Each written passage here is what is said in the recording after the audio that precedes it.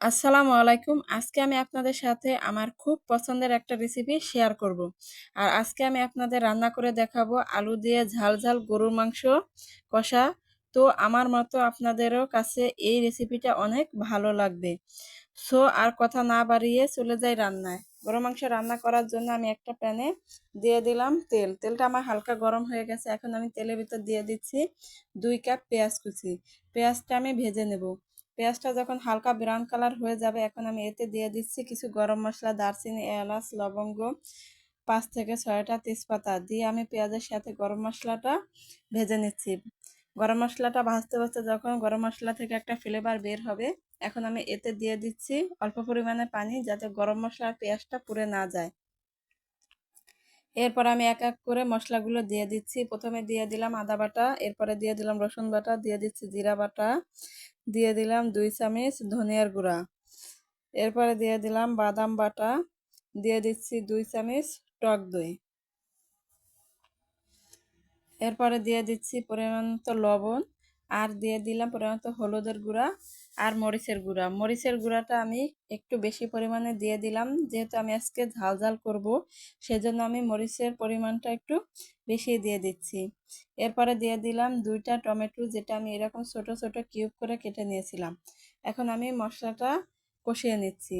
মশলাটা কিন্তু অবশ্যই ভালো করে কষাতে হবে। মশলাটা যত কষানো হবে, মাংসের স্বাদ কিন্তু ততই বেড়ে যাবে। সেজন্য কিন্তু মশলাটা একটু সময় নিয়ে কষানো। মশলাটা আমার কষানো হয়ে গেছে। এখন আমার মশলার উপর তেল ছেড়ে আসছে।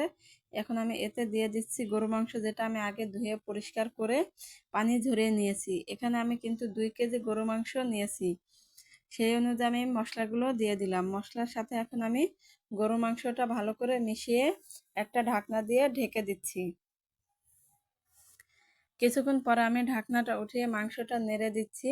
মাংস থেকে যেই পরিমাণে পানি বের হয়েছে, এই পানি দিয়ে কিন্তু আমি মাংসটা কষিয়ে নেব, আলাদা কোনো পানি দেব না।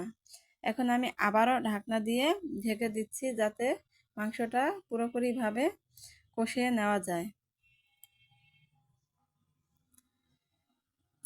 কিছুক্ষণ পরে আমি ঢাকনাটা আবারও উঠিয়ে মাংসটা নেড়ে দিচ্ছি।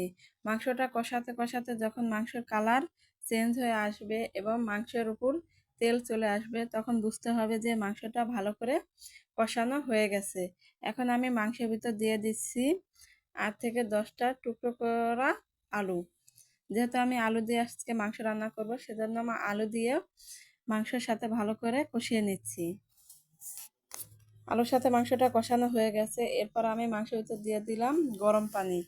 গরম পানিটা আমি এমনভাবে দিলাম যাতে মাংসটা সেদ্ধ হয়ে যায়, সেই পরিমাণে আমি পানি দিয়ে দিচ্ছি। এখন আমি মাংসটা জাল করে যাব।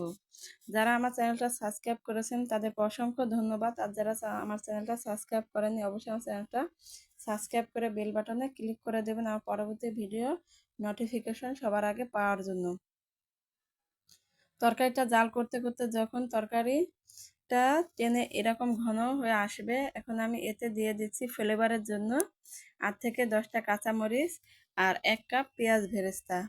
এরপরে দিয়ে দিলাম 1 চামচ ভাজা জিরার গুঁড়া, দিয়ে আমি মাংসের সাথে মিশিয়ে এখন আমি এটাকে ঢাকনা দিয়ে ঢেকে চুলার জালটা এই সময় লো হিটে রেখে আমি 5 মিনিট রেখে দেব।